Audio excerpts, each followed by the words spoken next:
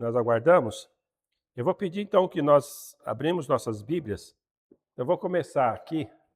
O Raquel vai abrir em Deuteronômio 7:6, Adriana 26:19, Deuteronômio, tudo Deuteronômio. E o Anderson 28:9. 7:6. Então, esse aqui é sobre esse princípio 5, tá? Então, aqui está dizendo o seguinte: devido ao seu relacionamento estreito com o santo, está falando do povo de Israel, devido ao seu relacionamento santo com o santo, ou seja, devido ao seu relacionamento com Deus, os israelitas devem viver como povo santo. Então, vamos ver aqui algumas áreas que tinha. E importante nós definirmos o que é santo, significa separado. Certo? Essa palavra significa separado. Tá? Mas depois nós vamos estar definindo bem melhor. 7:6, vamos primeiro. Porque tu és povo santo teu Deus. O Senhor teu Deus te escolheu para que fosse seu povo próprio de todos os povos que há sobre a terra.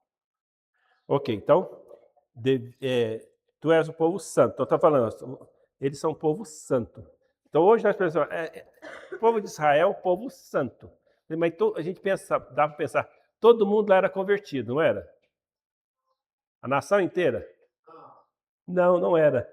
Está falando no sentido assim, de ser um povo separado das outras nações. Um povo que tinha suas leis próprias, um povo que tinha costume, na verdade, Deus estava começando a ensinar eles esses costumes. Então ele queria fazer uma nação que servisse de exemplo, por isso que ele chamou eles de santo.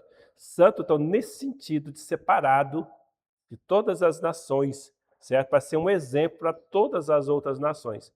Então não é que todo mundo ali era pessoa santa, justa. Muito pelo contrário, vocês lendo a história lá, Deus não esconde os defeitos, as coisas não, né? Vivia que realmente era um povo de dura serviço, como Deus meu fala, né? Então é isso, 26:19.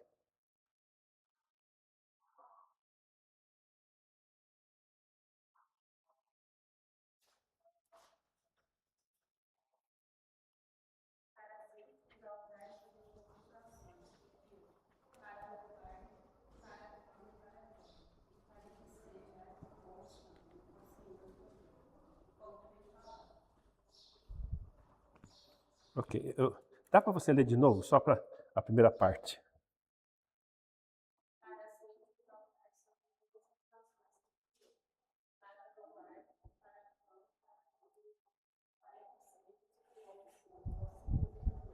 Tá vendo?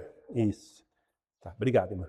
Tá vendo aqui, irmãos? Olha, para ser um povo santo diante de todas as outras nações. Você ser realmente pessoa total, é uma nação separada, certo? Agora o 28:9. O Senhor te confirmará a paz como te tem dado, quando guardares os mandamentos do Senhor teu Deus e andares nos seus caminhos. Ok, tá vendo aí? Também está afirmando a santidade do povo, tá? Então os três versículos, os três estão na mesma linha. Está falando de santidade do povo de Israel. Então essa santidade vai incluir a abstinência total de algumas comidas consideradas impuras. Então ele é separado das outras nações, então eles não vão comer determinadas comidas, certo? Então alguns animais eram considerados impuros, então eles não deveriam comer, porque seria diferenciado. Agora Deus tem um propósito nisso. Por quê? Certo? Por exemplo, eles não podiam comer carne de porco. Nós sabemos que até pouco tempo, poucos anos atrás, o que a carne de porco fazia, né? Hoje não tem tanto problema a carne de porco, porque ela é um porco criado em granja e eles não comem qualquer coisa, mas por causa que chamava de lombriga, né, mas da taínas, daquele verme, né, que andava pelo corpo inteiro e era terrível, então causava danos muito grandes à saúde do homem, né, no cérebro, enfim. Solitária, é.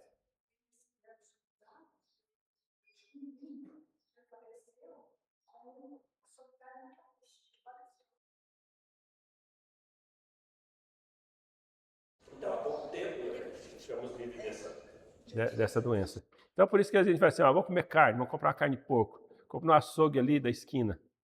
Qual que é a procedência daquela carne? Tem pessoas que matam seus próprios animais. Entende? Tem açougue que faz isso. Então, a gente tem que tomar cuidado, né? Também até nisso. Se alguém já fala, não, eu não vou comer carne de porco. Tudo bem, então você não vai correr esse risco, certo? Mas aqui, para o povo de Israel, foi dada a ordem para o povo de Israel, eles não podiam comer. Tá? E Deus tinha esse propósito sanitário, esse propósito de saúde para eles. Isso aí inclui todos os outros alimentos que eram proibidos. Tá? Então, a abstinência total de comidas impuras é salvaguardada ao restringir o culto público a um santuário central escolhido. Então, eles tinham também o culto totalmente definido pelo próprio Deus. Nós já estudamos isso aqui quando estudamos os primeiros livros, né? Nós que eu falo, eu e o pastor estamos juntos nessa, né? Foi definido isso aqui de acordo com os livros, os primeiros livros, né? E como é que deveria ser o culto? Deus fez questão que o culto fosse assim, assim, assim, assim. A princípio, o culto era feito no tabernáculo, certo? Depois, bem mais tarde, lá no tempo dos reis, foi que eles fizeram o culto no templo, certo? Assim, mais tarde. Então, eles fizeram um santuário escolhido, central, que seria o tabernáculo. Então, nele achava-se a expressão no amor ao próximo, da caridade aos pobres e oprimidos, viúvas, órfãos, levitas e estrangeiros. Certo? Deus se importava com as pessoas estrangeiras que estavam no meio deles. Deviam ser tratados bem.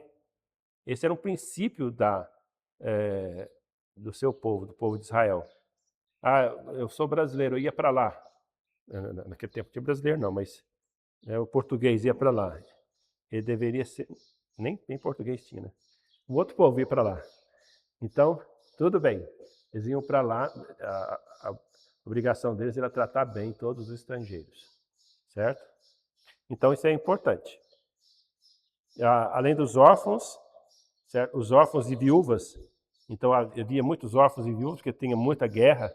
Então, aí tinha muitos órfãos e viúvas que o homem ia para a guerra e morria lá. E tinha bastante órfãos e viúvas. Então, aí, o povo de Israel tinha que cuidar desse povo. Ok? Número 6. Então, vocês veem aqui o princípio de santidade já aqui, bem claro aqui nas Escrituras. Esse é um princípio que foi dado para o povo de Israel. Separação, tá? Santidade no sentido de separação, tá? Separado das outras nações. Eles não podiam nem haver, depois, não podia haver nem casamento misturado com outras nações. Tá? Então, eles tinham que casar entre eles mesmos. Tá? Então, não podia haver casamento fora, os israelitas tinham que casar com o israelita, certo? Então, isso aqui era importante. Então, tudo isso faz parte daqui da questão de manter a santidade. Algumas pessoas desobedeceram e sofreram as consequências disso. Um rei, por exemplo, foi o que mais desobedeceu, né? Qual o rei que mais desobedeceu e que não casou com estrangeiras? Salomão, né? Não foi pouca, não, exatamente. Então, mas sofreu as consequências, né? Sofreu as consequências da influência das mulheres que ele teve, certo? Se uma mulher influencia, imagina 700. Não, só de concubina. Fora as concubinas, né? É o contrário? 300 esposas e 700 concubinas. Então, imagina isso, né? Então, vocês percebem, então, irmãos, que Deus queria evitar essa influência, porque as outras nações adoravam outros deuses, as outras nações eram politeístas, certo? Que adoravam outros deuses. E realmente esse era o grande problema do povo de Israel. E já começou a ser ali no reino de Salomão, que trouxe as consequências futuras. Ele não sofreu as consequências, mas logo o seu descendente sofreu as consequências, que foi Roboão. Certo? Bom. Hã? 700 mulheres, né? Então estava certo. Então, 700 mulheres e 300 concubinas. A fidelidade à aliança, número 6 agora. A fidelidade à aliança recebe o prêmio de benefícios materiais e a violação e o desrespeito serão acompanhados por desastres e percas materiais. Aqui está falando para ler capítulo 29 e 30, aí você depois leem, porque não dá para a gente ler isso tudo agora, tá? Porque senão nós vamos ficar só hoje, só nesse princípio aqui. Então, eu vou encerrar hoje. Então, o que está dizendo aqui? O povo de Israel tinha que ser fiel ao que Deus falou para eles fazer. Então, Deus colocou lá, se você fizer isso, você vai ter essas bênçãos. Se você não fizer, você vai sofrer essas maldições. Ele colocou isso sobre bênção ou maldição. Bênção se obedecer, maldição se desobedecer. Tá? Então, é isso que está falando aqui. Então, esses princípios, irmãos, de bênção e maldição, podemos dizer o seguinte, a gente talvez não usa muita palavra no meio evangélico, nós não estamos mais debaixo de maldição, tudo bem? Nós não estamos, porque nós somos pessoas salvas, são abençoadas em Jesus Cristo. Mas podemos dizer assim, se nós desobedecemos os princípios da palavra de Deus, nós sofremos as consequências, certo? As consequências dos nossos atos. Se a pessoa vai chamar isso de maldição ou não, não sei, mas são consequências dos atos. O grande problema, a palavra maldição hoje está carregada de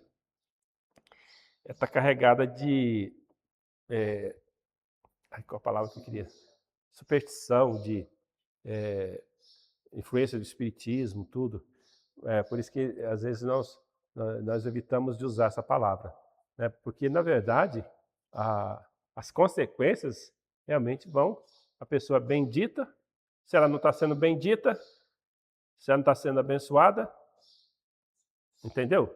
Então, mas só que amaldiçoar não no sentido que não há irreversão.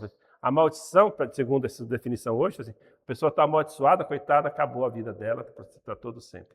Não é isso não. Certo? A pessoa não tem a bênção de Deus, mas se ela se arrepende, a qualquer momento ela volta a ter as bênçãos de Deus. Certo? Isso aqui é importante. Tá bom? Então, o arrependimento, Deus está sempre pronto para... Assim também havia para o povo de Israel. O povo poderia afastar, poderia e tal, mas quando eles voltavam, o que Deus fazia? Perdoava e dava as bênçãos. Era isso aí que estava acontecendo com eles. Certo? Não, afastava de Deus, começava a idolatria. Deus mandava alguém para afligir eles.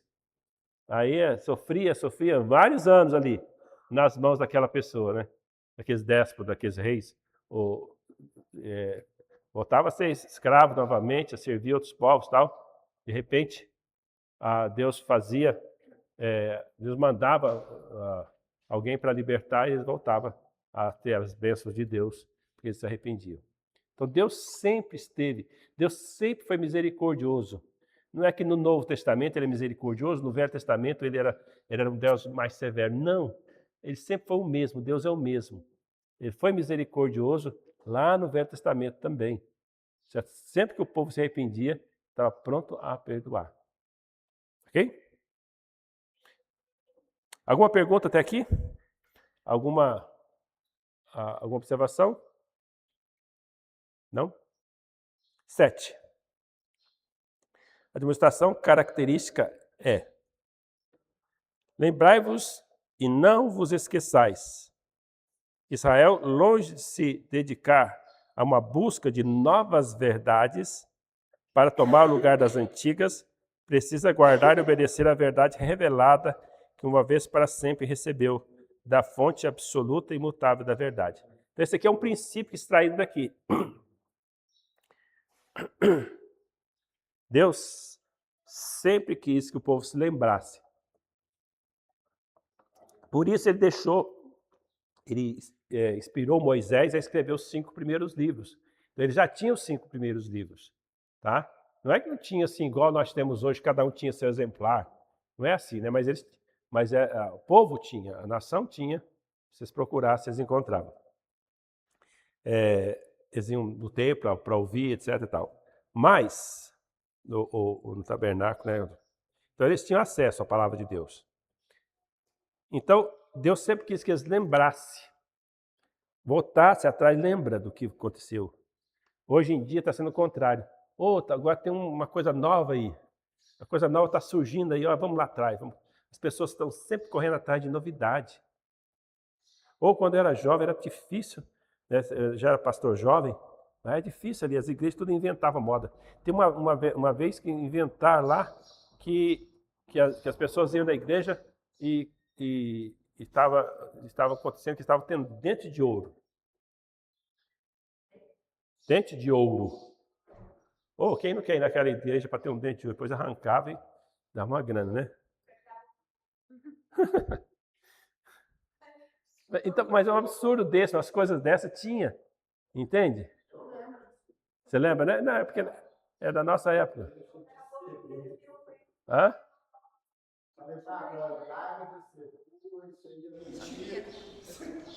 Então, essas modas que as pessoas têm, sempre novidade. Não, hoje tem novidade também. Hoje é cheio de novidade, porque as pessoas estão lá. Então, mas as escrituras, desde lá de Deuteronômio, você vai, não esqueça, venha para as escrituras, leia a escritura. A palavra de Deus é a Bíblia. Se alguém inventar qualquer coisa, você fala assim, mas isso aqui tem respaldo bíblico? E está devidamente interpretado? Porque às vezes a pessoa coloca um versículo bíblico e não interpreta, faz de acordo com o que a pessoa acredita, né? Uma vez eu estava ouvindo uma história, uma pregação do R. Soares, ele pegou lá em Gálatas. Eu falei assim, não, agora ele vai falar do Evangelho, porque em Gálatas não tem jeito de falar do Evangelho. Daí eu até ouvi a mensagem dele para ver se ele falava. Gente, ele conseguiu pegar o versículo lá que falava do Evangelho e falar de bênção, prosperidade, de pedir dinheiro. Eu falei assim, como é que pode distorcer as Escrituras? Como é que pode? Entende? Então, o versículo está muito claro falando do Evangelho e a pessoa pega aquilo lá e não falou nada do que dizia o versículo. Deu ênfase numa palavra, na outra, parecia uma lógica do que ele falou. Tinha uma certa lógica, sim, mas não era o que dizia a palavra de Deus. Então, se a pessoa não sabe, por isso que essas pregações que estamos fazendo aqui de manhã é muito importante, certo? Sobre a infabilidade, inerrância das Escrituras, sobre as regras de hermenêutica. Então, nós vamos ver depois como é que você interpreta as Escrituras. Isso é muito importante, tá?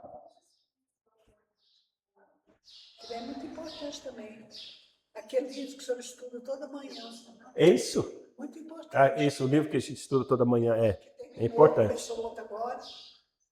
Falar nisso, né, nós precisamos pegar para vocês terem acesso também a esses estudos, tá, Anderson? Então, nós está colocá-lo lá para ele ver. Então, tá bom. Então, tem nesses estudos que a gente faz de manhã, tem o livro que nós estamos falando, né, e também tem a leitura da história da igreja, certo? Tem o devocional da igreja. Então, agora nós estamos falando da história da reforma agora, nesse momento. Depois nós vamos entrar na história dos batistas, tá? Essa também é muito interessante, tá? Eu já estou estudando sobre a história dos batistas. Já tem um pastor muito bom que fala sobre a história dos batistas. Depois eu vou ver direitinho, para até passar para vocês já estudando e ouvindo ele. Muito bem. Muito bem, número 7, né, que nós falamos, né? 8 agora. Cabe às gerações velhas ensinar a lei aos mais jovens, os pais aos filhos inculcar a verdade nestes, ensiná-los a amar a Deus. Vamos ler esses versículos aqui? Então aqui tem 6:2, a Fran, 6:9, pastor. Pastor, você está ocupado ou dá para ler? Dá para ler. Então 6:9. 20 a 25, pode ser Mansônia. Tudo 6, viu, gente? Tudo capítulo 6. Deuteronômio 6.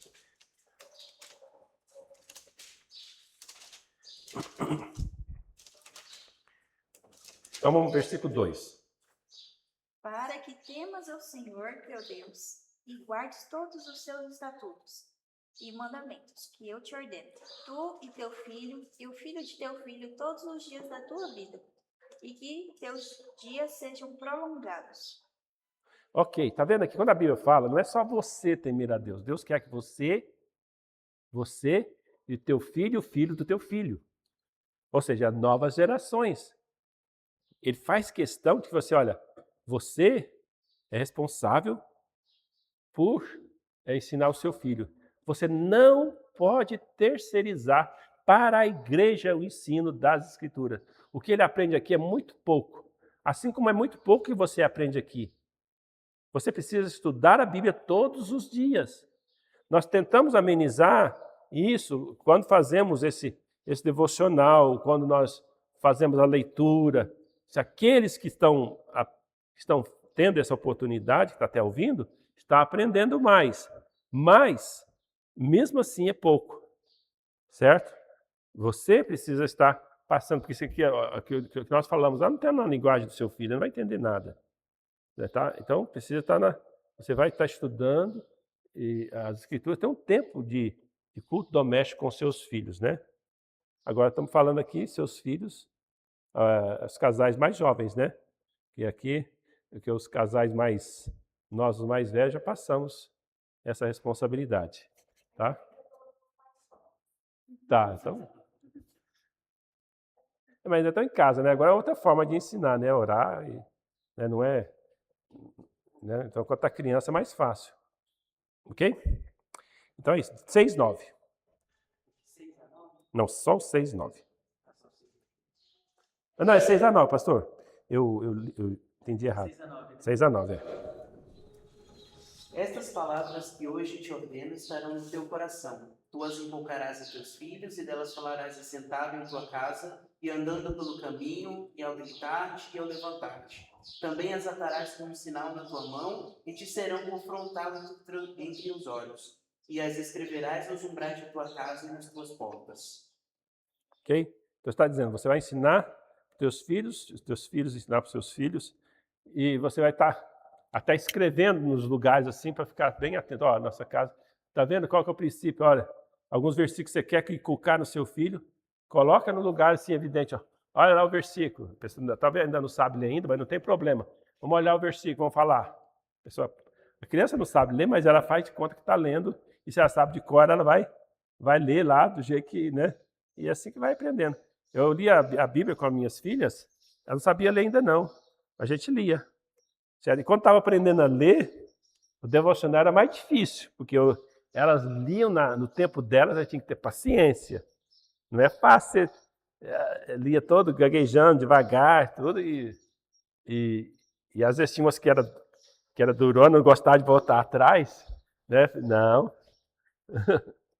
Então às vezes, mas é assim, vai ensinando a palavra de Deus, inculcando os seus filhos. E coloca lá, nos lugares estratégicos da sua casa. 20 a 25. Capítulo 6. Eu vou ler? Capítulo 6, 20 ao 25. Deuteronômio. 6, 20 ao 25. Prefonha, 6, 20. Quando teu filho no futuro te perguntar, dizendo, que significa os testemunhos e estatutos e juízos que o Senhor nosso Deus nos ordenou, então dirás a teu filho, éramos servos de Faraó no Egito, porém, Senhor, de lá nos tirou o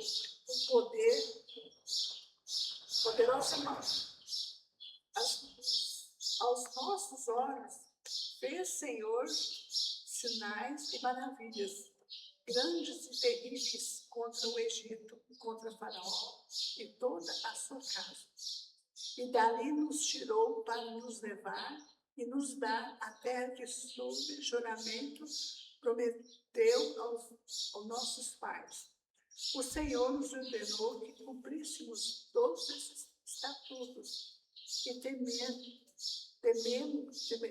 tememos ao Senhor, nosso Deus, para que nosso perpétuo bem, para nos guardarem em toda vida, como tem feito até hoje. Será por nós justiça quando tivermos cuidado de cumprir todos esses mandamentos perante o Senhor, nosso Deus, como nos tem ordenado.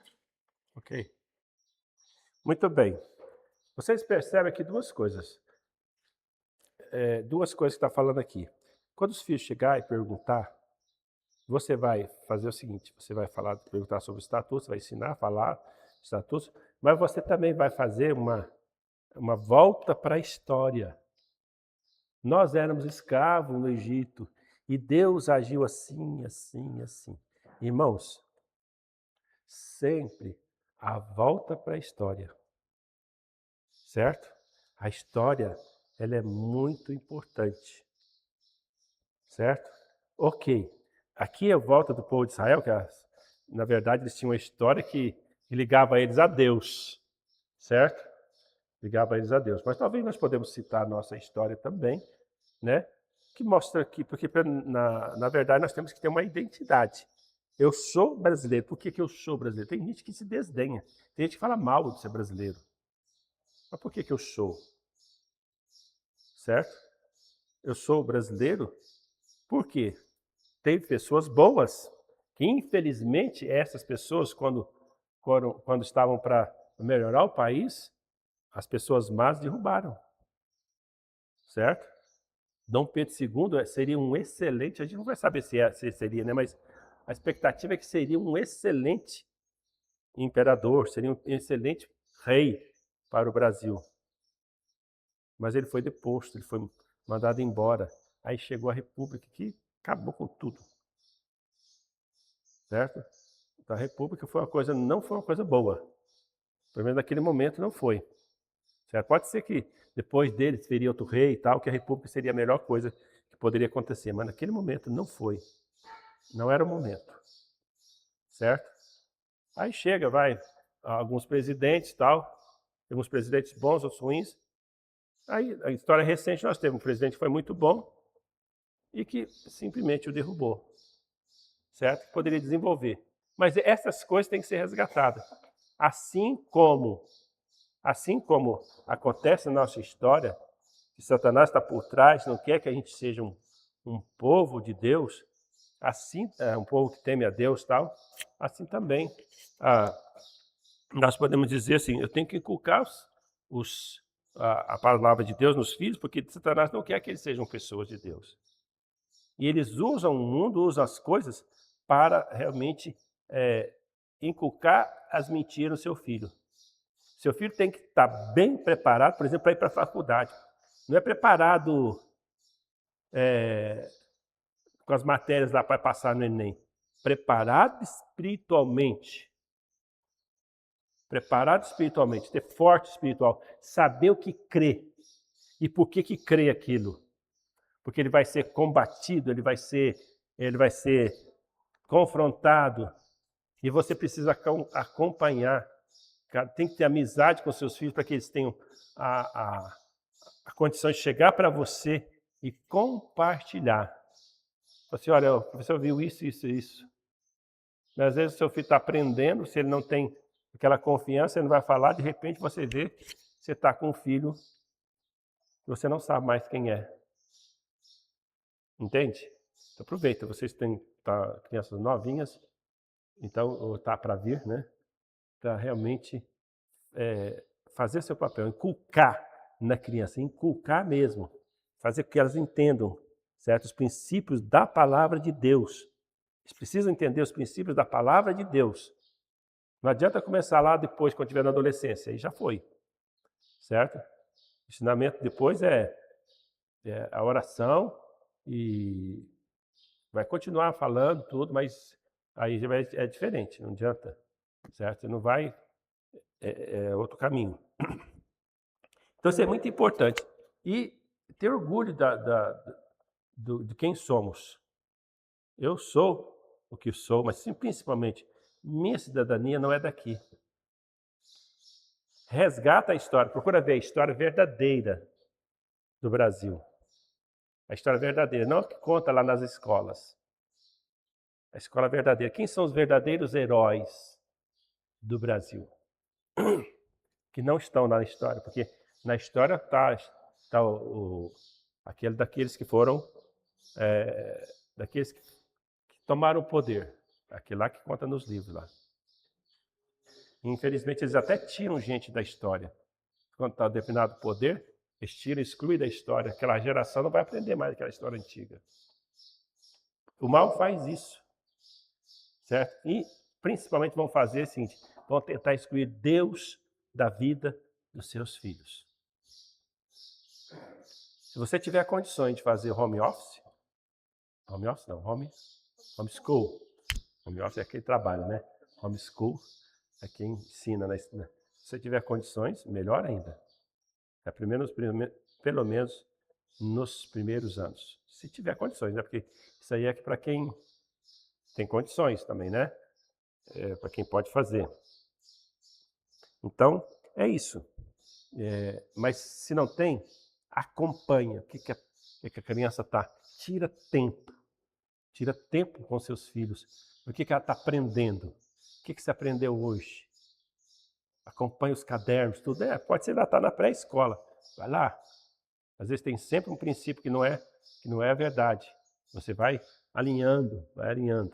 Isso é muito importante. Certo? A Bíblia manda fazer isso aqui. Tá? Para não esquecer as coisas de Deus. Para não abandonar as coisas de Deus quando for grande. Tá? Muitos que abandonaram Deus hoje eram filhos de crentes. Muitos. Estão longe, estão no mundo. E às vezes são os piores ímpios.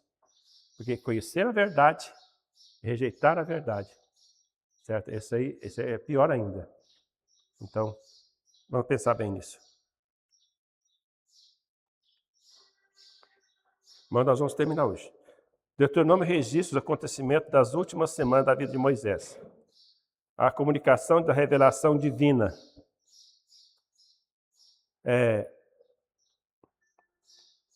Está aqui também uma passagem muito grande, que nós não vamos ler. A verdade divina foi revelada para Moisés ali, certo? Até de 1 a 30. E assim, outras passagens aqui que nós não vamos ler tudo, tá? Mas é importante saber aqui nesse ponto é o seguinte. Deus fez questão de repetir a verdade para aquela nova geração. Lembra que nós falamos aqui, aquele povo lá era aquela geração que conhecia os mandamentos, tinha saído do Egito? Toda aquela geração, na sua maioria, todos eles que tinham 20 anos para cima, morreram todos. Só ficou a geração nova, de 20 anos para baixo. Por isso que foi importante ele comunicar a revelação divina a essa nova geração. Por isso nós temos o livro de Deuteronômio. Então, Deuteronômio é essa revelação a uma nova geração. Porque por mais que os pais tentaram ensinar, mas aqueles pais foram rebeldes, eles não foram exemplo. Eles morreram todos ali no deserto, não foram um exemplo ali de fé e de confiança no Senhor.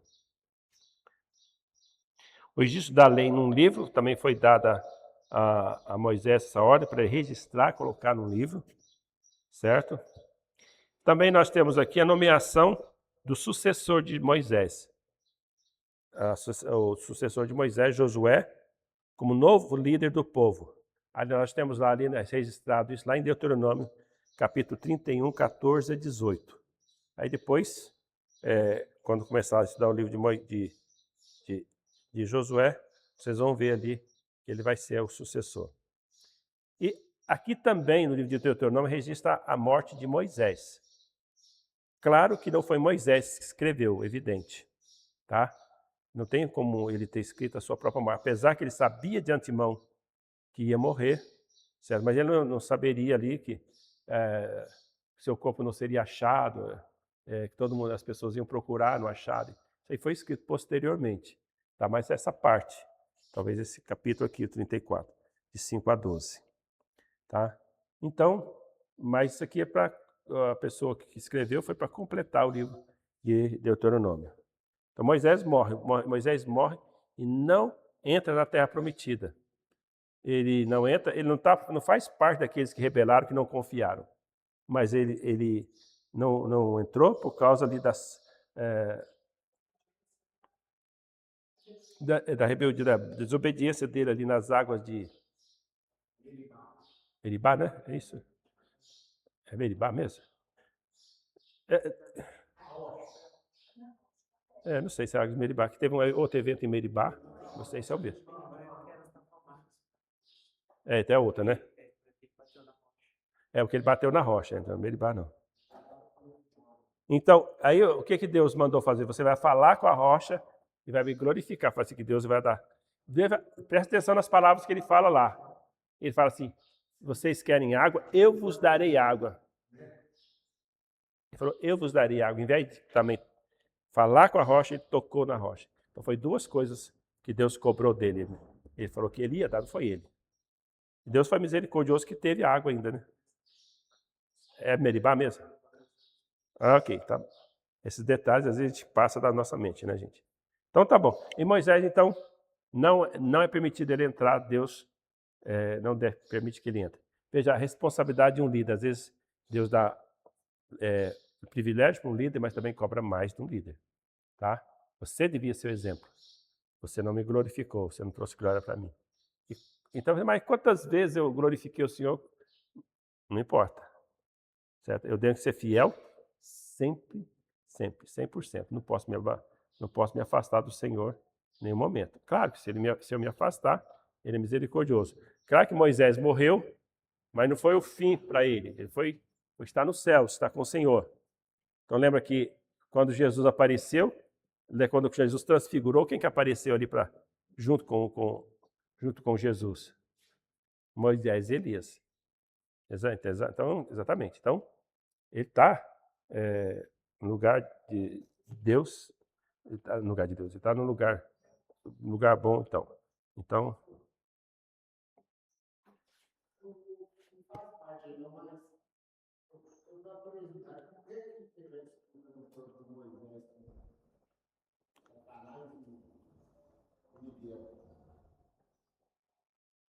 como é que é? Teve o quê? Ah, sei. Eu não sei responder, irmão, agora no momento. A gente pode estudar isso, depois a gente pode ver. Tá? No momento eu não saberia responder, falar com precisão o que seria isso. Tá? Então eu não sei. Tá? O próprio Senhor Jesus citou o livro de Moisés, ou o livro de Deuteronômio. Então aqui nós temos citação, né?